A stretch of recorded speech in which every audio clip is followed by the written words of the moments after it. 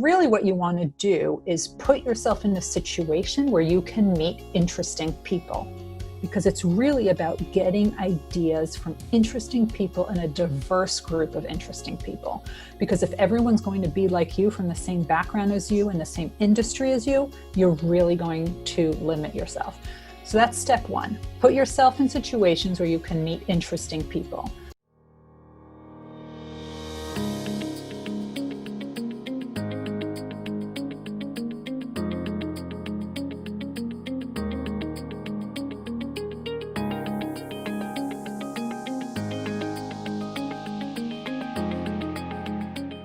Hi, everyone. Welcome to another episode of Women Worldwide.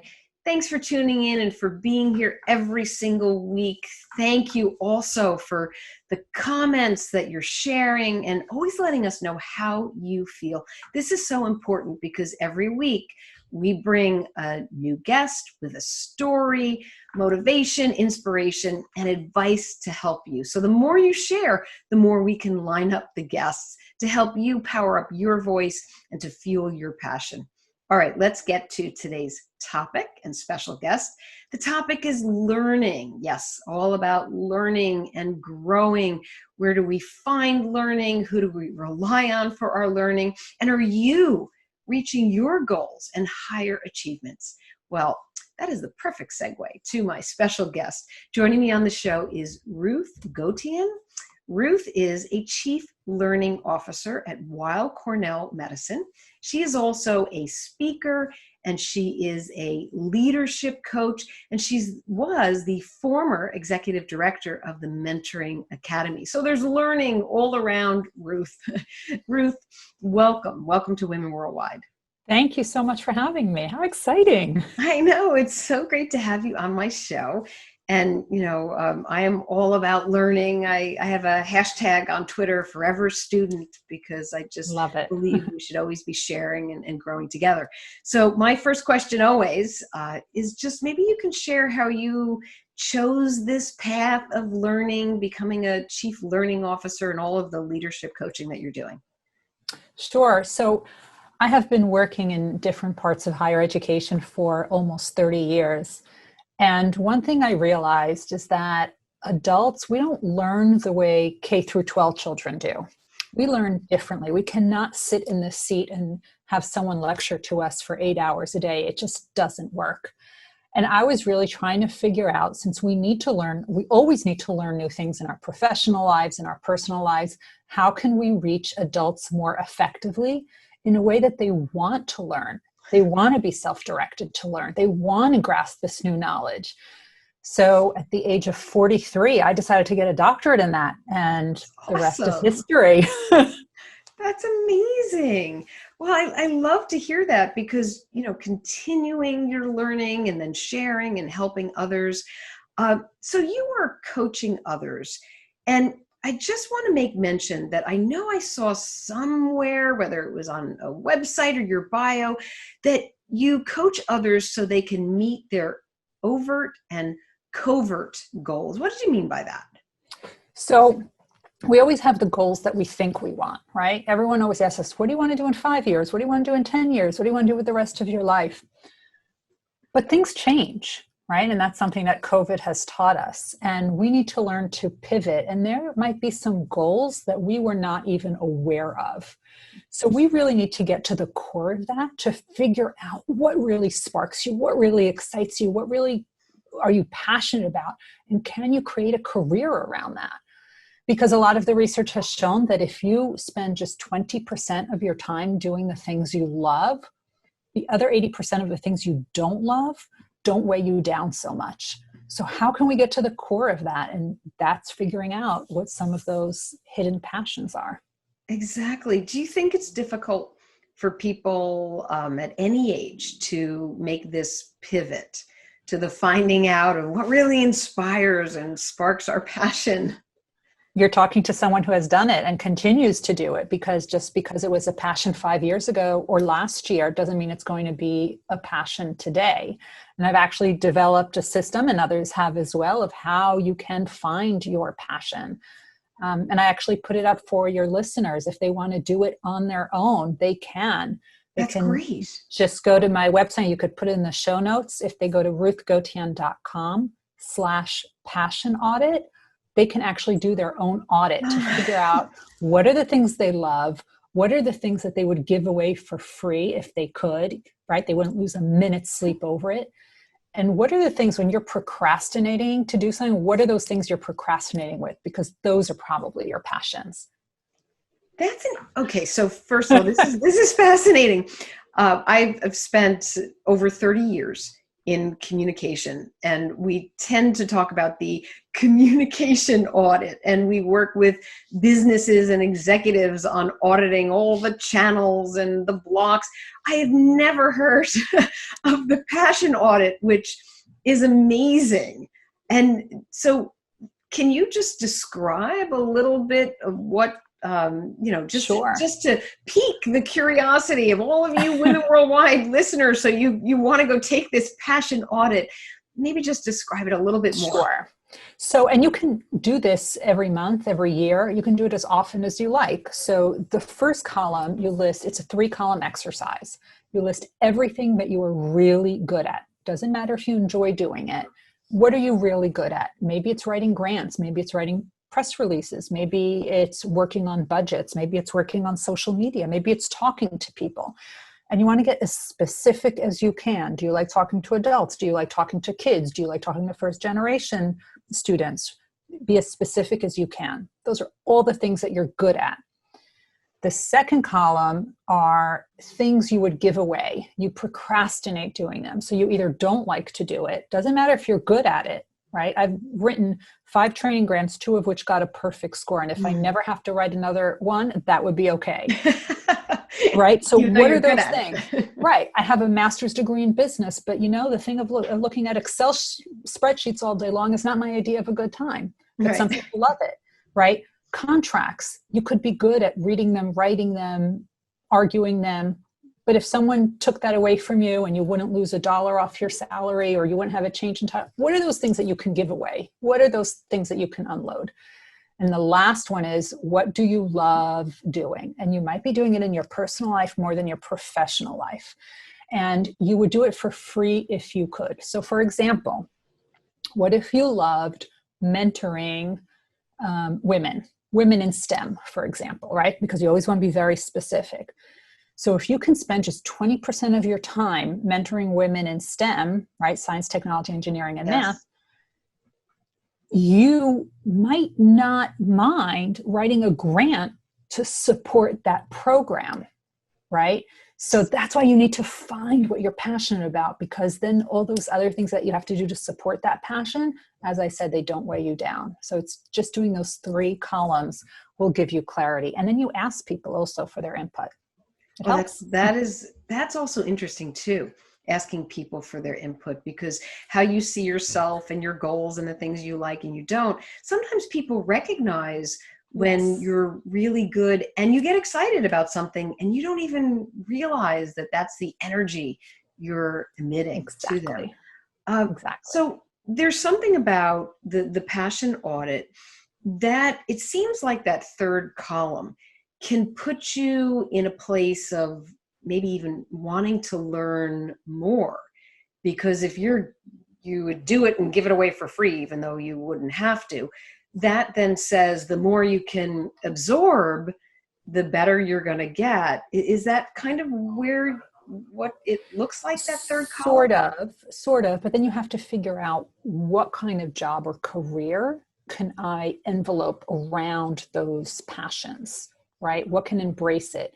And it may exist. Maybe you have to create it. Maybe you have to start by introducing it, right? And having that slow on ramp so you can introduce these new concepts within departments. And then, and that's a pivot. That is a big pivot. So when something like that happens, I'm sure you work with people where they, go through the audit and then they see something that they have to create. What is that? People are scared of change. Well, I mean, we know this. Change is really difficult. So what kind of characteristics do you need, or where do you turn to be able to do that for yourself, to create something that's not even there? So again, you have to figure out what those things are and then decide what would a role like that look like? What would those things include?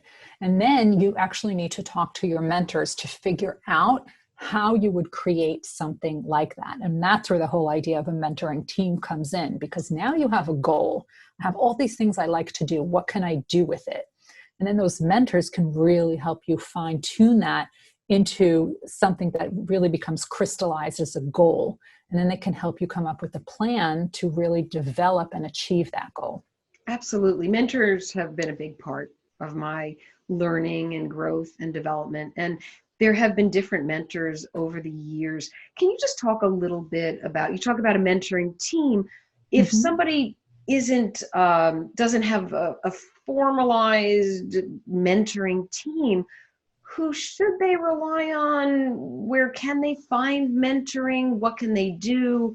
Maybe speak to that a little bit. Yeah, so this is what people make it more than a thing that it needs to be. So formal mentoring programs usually don't work, right? Because they're completely random. If you and I were going to be, if you were going to be my mentor, what is that based on? Because we're both women, because we both have long dark hair, because we both wear glasses, but same hometown, same school. What is it based on? It's completely random.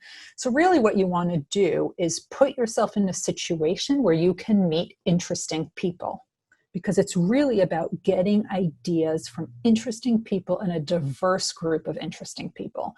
Because if everyone's going to be like you, from the same background as you and the same industry as you, you're really going to limit yourself. So that's step one. Put yourself in situations where you can meet interesting people. Now, there's a way to develop this mentoring team. And I suggest you take a piece of paper and make a bullseye, and it's 3 circles. You are in the center of that circle.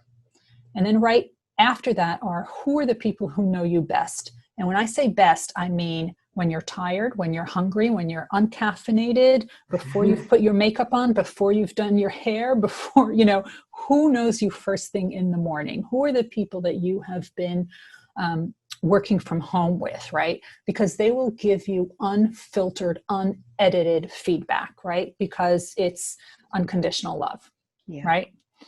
So this can be your partner, this can be a parent, this could be a sibling, this could be a child, any of those people.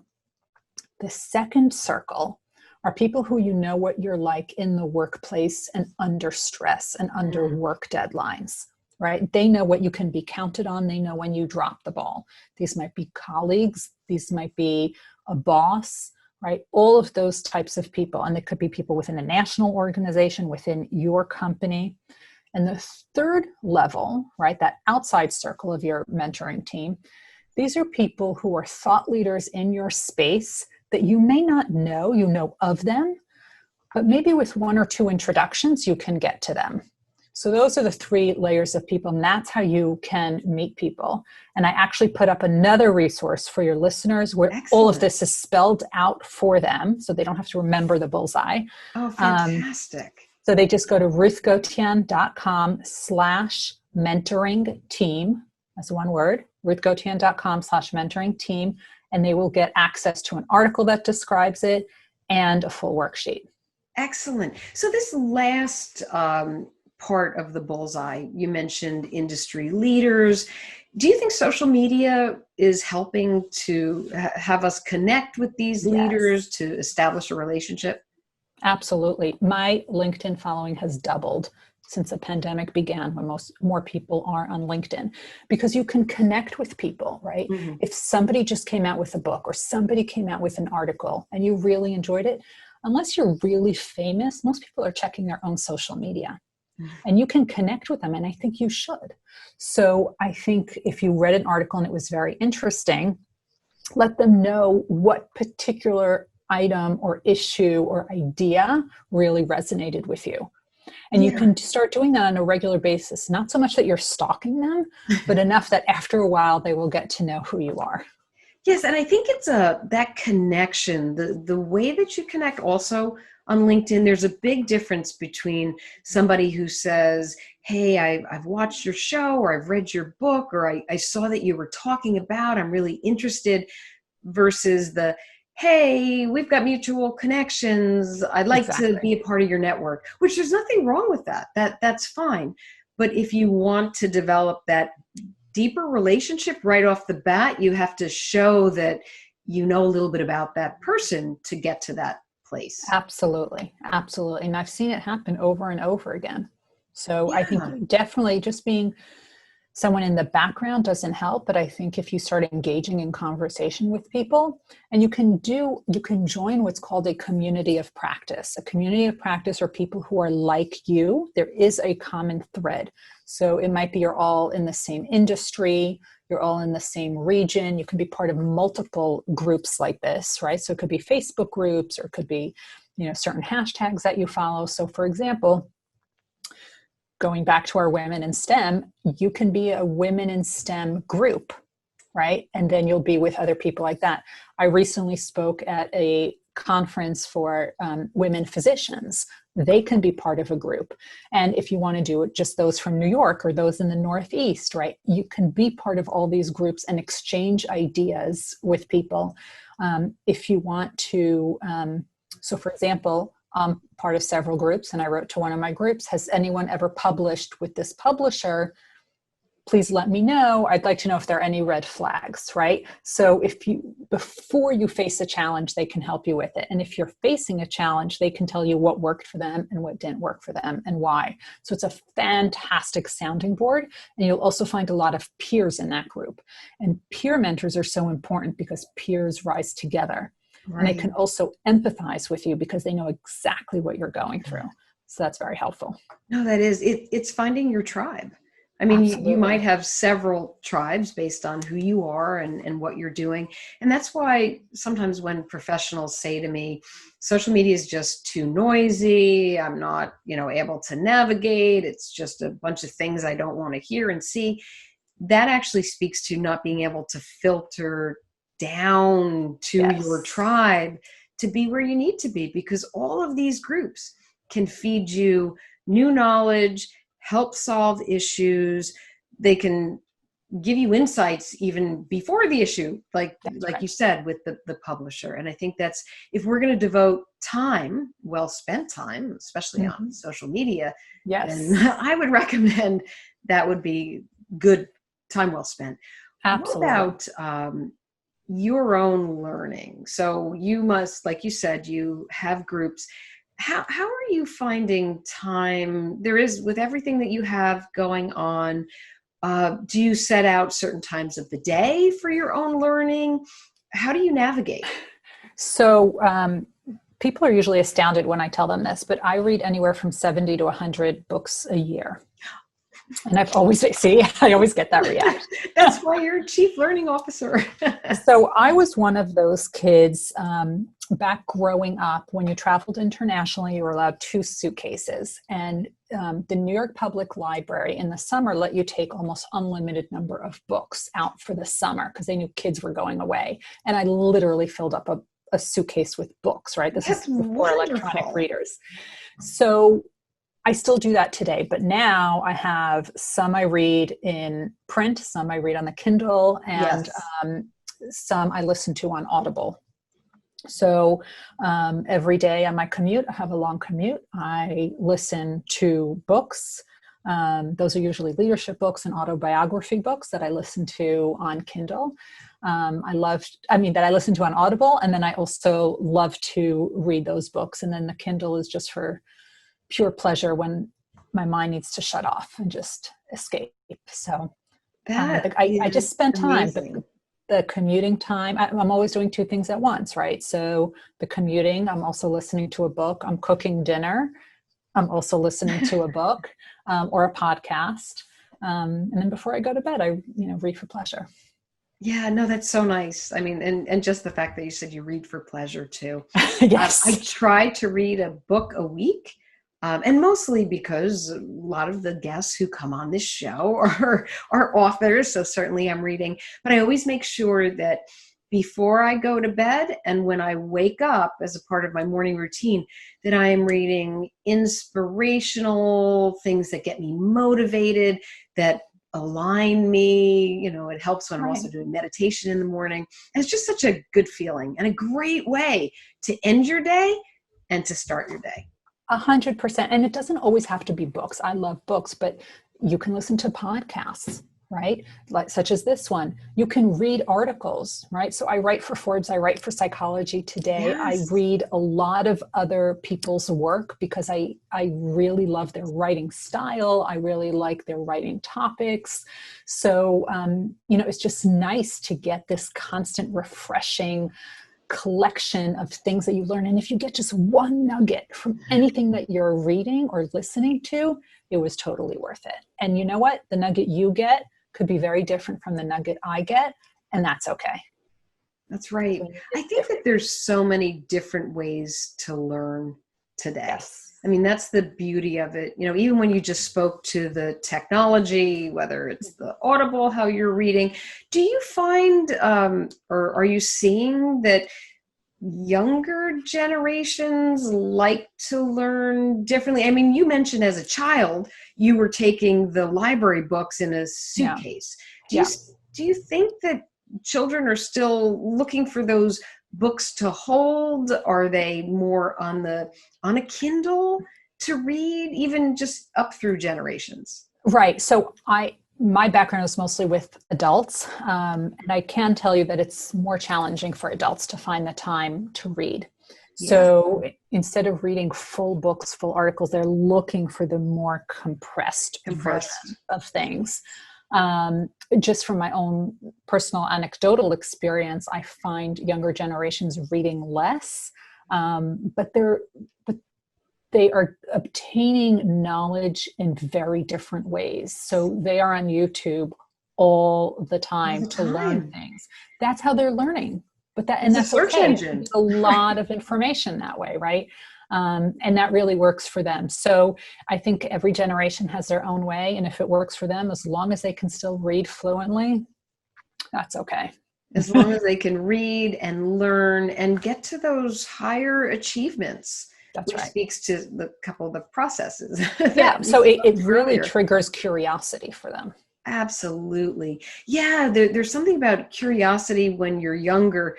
You want to carry that into adulthood. I mean, that certainly is a leadership trait, to be curious, to question, and to want to have all different perspectives. Like you said, you don't want to be in a group where it's all of us, we look the same. No, that's not it at all. Well, because everything's going to come out the same way, and it's going to be very vanilla. I mean, I don't remember what study, but it was something on millennials where, millennials, they know that the companies that are open and inclusive and diverse in their perspective, those are the companies that are more innovative, according to millennials. And a study, I think it was the Deloitte Millennial Study. Not sure. It could have been an Engaged for Good study too. Anyway, just would love to hear some parting advice, Ruth, to the Women Worldwide Network on how they can keep up this thirst for learning and growing and really, achieving what's greater in their lives. So I think, again, put yourself around interesting people. And we can't physically be around people right now, but there are so many resources with webinars and Zooms and virtual conferences and virtual groups and all of these. Just put yourself in these places where you feel safe, that you can interact with other people, because you will learn so much. And some people learn by talking to each other. That counts as knowledge transfer. So put yourself in these situations, consider reading, consider talking to other people, consider writing, just exchanging information with other people, and connect with the people that you really find a message that resonates with you. And these could be authors. These are people who are posting about their own experiences, and start engaging with them. And you'll see how your whole world opens up. Excellent. Reading, writing, knowledge transfer. It's all really about knowledge transfer. Last question, super easy. Where can people find out more about you and your work? So my website is ruthgotian.com, RuthGotian.com. You could find all the information, a bunch of my articles, the passion audit, mentoring team, also on LinkedIn and Twitter and Instagram. It's just my name, Ruth Gotian. Awesome. Thank you so much, Ruth. I really appreciate Thank you coming on you. the show, Have fun. sharing all about learning. It was just wonderful. Thank you so much. You're welcome. And thank you to all of you for tuning into Women Worldwide. And please keep the conversations going and the feedback coming. If you want to sign up for Women Worldwide updates, you can sign up on our website, womenworldwideshow.com. And until our next episode, hope you all stay healthy and focused, energized, and feeling empowered. Thank you.